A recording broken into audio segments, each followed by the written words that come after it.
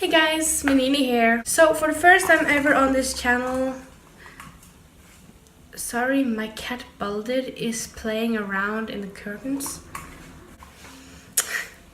So for the first time ever on this channel, I'm gonna have a story time because I feel like the last videos have been a little bit boring for my main audience, I think. So finally a story time, which have been requested a lot. And I've chosen this specific story here because it is a funny one, it's a humiliating one. I actually don't know half of the story because I am just getting told different things from what happened.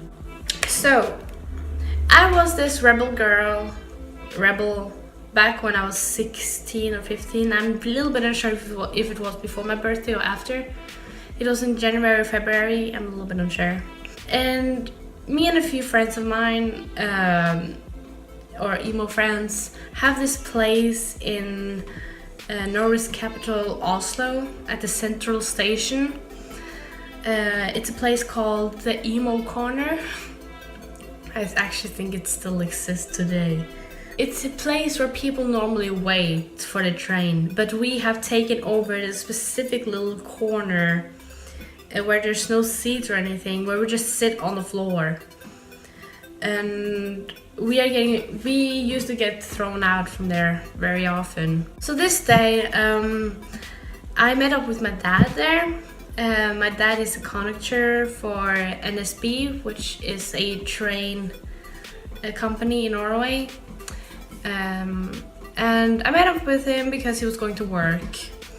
That was the first time, I believe, he met my emo friends. And people really liked him. He was listening to the different music and actually liked the music we were listening to. And then he had to go back to his hotel because he lives far away from his work. He rents a hotel close to the station. And right after my dad went away, another friend of mine came and she had birthday. So she brought this bottle of cola with some clear liquid in it. I thought it was water. Then she explained, oh, this is vodka.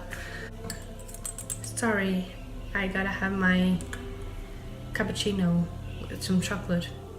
Look at my cool spoon. So yeah, we got to this drinking part. So because there was no seats there, we were all sitting on the floor. And I was sitting with my boyfriend at the time let's call him Josh. So Josh and I was sitting on the floor there, and we were drinking this bottle.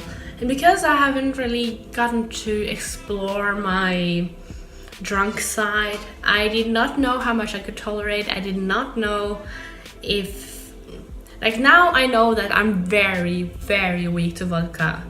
Like, it hits me out very fast. Just like a few glasses with mixing Sprite and vodka just can pass me out. And here I was chugging it. I was chugging and chugging and chugging because I wanted to be cool. And I couldn't really feel anything. We were sitting down still, not really doing anything. I could feel I was a little bit tipsy. And I was chugging a lot with Josh. And then he gets a call from some friends from the outside that they wanted us to come right outside the central station because they were smoking. So as we walk out, I take this selfie. I was a huge Instagrammer at the time, like with my private one. I'm still a huge Instagrammer, but I documented everything I did. So I took this selfie and I remember taking this selfie. And here it is. And I'm censoring this person, Josh, because I don't want any drama. We walk out and things are starting to get a little bit away from me. But I remember coming down to them. I actually don't remember getting down to them. But we were standing, as far as I can remember, if you have been in Oslo, you know, the parking lot by the cop's house, and there's some plants there, and there's a big fountain, and then you can see clear up to the opera house. I was standing there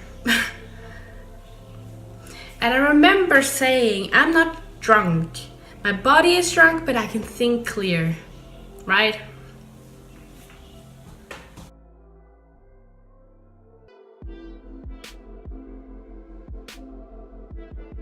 And after that, everything is black. Everything, almost. There's a part I remember, but I'm coming to it. So from here, I've only been told what have happened. And I have a few pictures from it. So, after meeting those people by the parking lot, we went to Burger King. And at Burger King, I've been told that I puked, and I puked, and I puked. And here's a picture from me sitting on the toilet with a very good friend at the time, taking care, you know.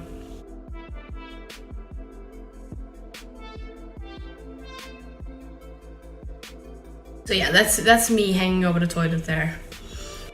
And after that, I've been told that we went to Arkaden, which is a little tiny shopping center in the middle of Karl Johan in Oslo, where there's two, or there used to be two, alternative stores. This was Body Map, which is closed down now, where they sold alternative clothings and stuff like that. And there's this Neo Tokyo, which is Japan pop culture, which is still there. And we were up there at Neo Tokyo, and we were going down to Body Map, as far as I understood. And on the way down, you can choose to take the stairs, or you can take the escalator, but the escalator goes only up, it does not go down. And people said that I was so sure I could go down the escalator, that after a little while, two guards had to take me out from the center. That's what I've been told. And after that, I have a picture from me sitting right outside of Central Station with Josh, and I was sleeping there. So here's that.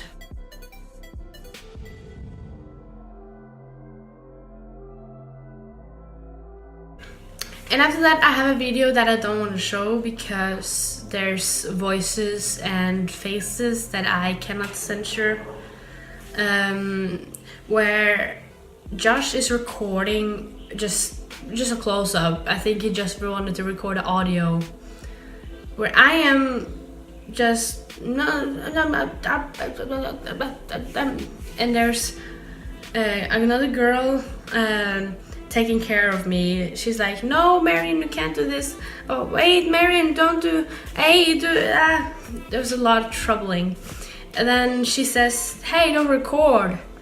And Josh says, no, it's just.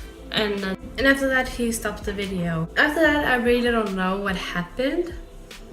But I have a slight memory of saying and crying, I'm sorry, I did not mean to, please forgive me, I'm sorry. And I was repeating this, and I feel like I remember I was walking upstairs together with Josh and someone else. From there, everything is totally black again. And I don't have any visual memory of what it was. I just remember saying those words and those movements. And then I wake up the next day in a very dark room, and a room I didn't really recognize. And I see some patterns on the wall. I can't really recognize what it is, and a TV.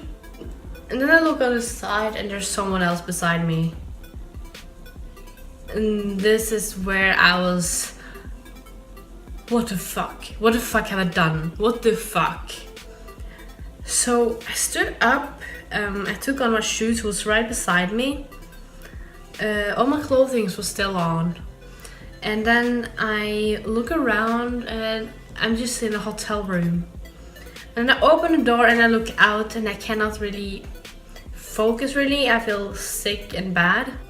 I tried to go out, but then I heard a voice behind me saying Marion.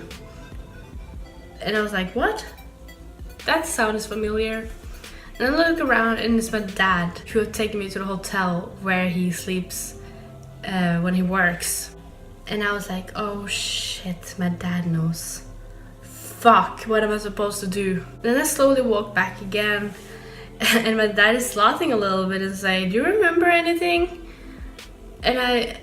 And right at the time I couldn't remember anything at all, like anything. Then these memories came slowly to me.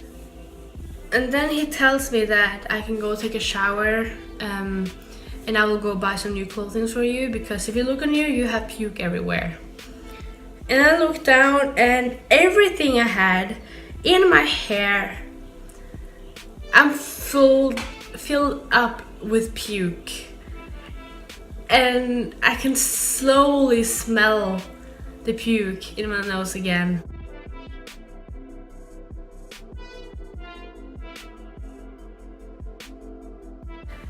So I went into the bathroom, which was there, and I took a shower, brushed my hair, put on the makeup because I always had makeup with me, from my Black Little Brights bag.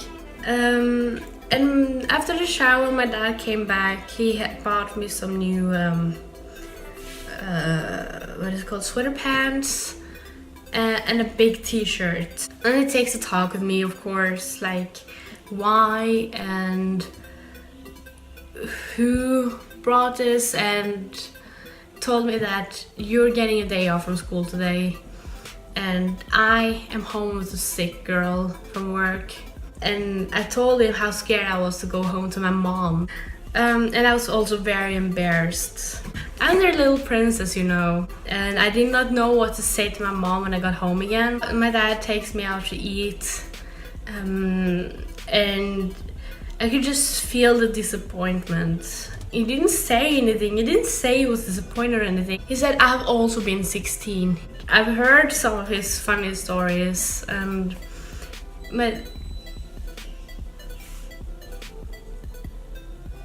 yeah, okay. Fuck. Oh, it's the dishwasher. But it's nice to have a parent who says that they have also been there. But I could feel that he was disappointed. Of course, he has to. It's a parent's job to be disappointed, you know. Not really, but be disappointed, but they need to be disappointed. But I think me and my mom, as far as I remember, we had a talk, and I explained to her what happened, and not to blame anyone else but me.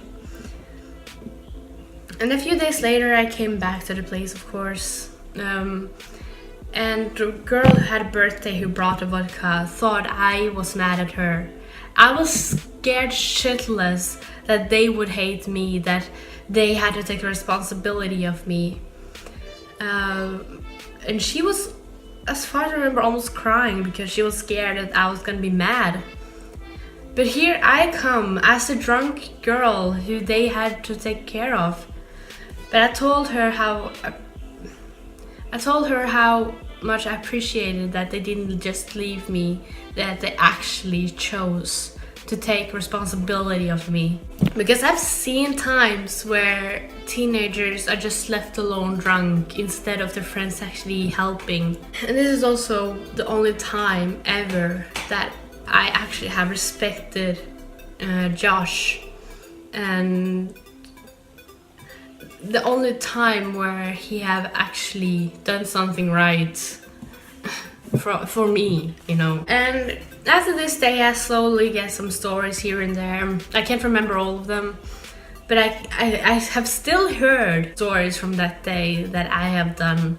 I haven't heard one good part of me from that day. But after there, I have been very careful with where I drink and with who. Now I have Andy who knows how I am, and he can tell me to slow down a little bit and how to handle me when I black out, because I have some funny stories from where I black out with Andy too, which I can't tell if you want more drunk stories from me, because I have a few. So thank you for watching this video. Hit the like button if you liked it. Comment down below, maybe if you have some funny stories, because I love drunk stories. And down below I also have my social media if you want to contact me. And I'll see you in the next video. Bye!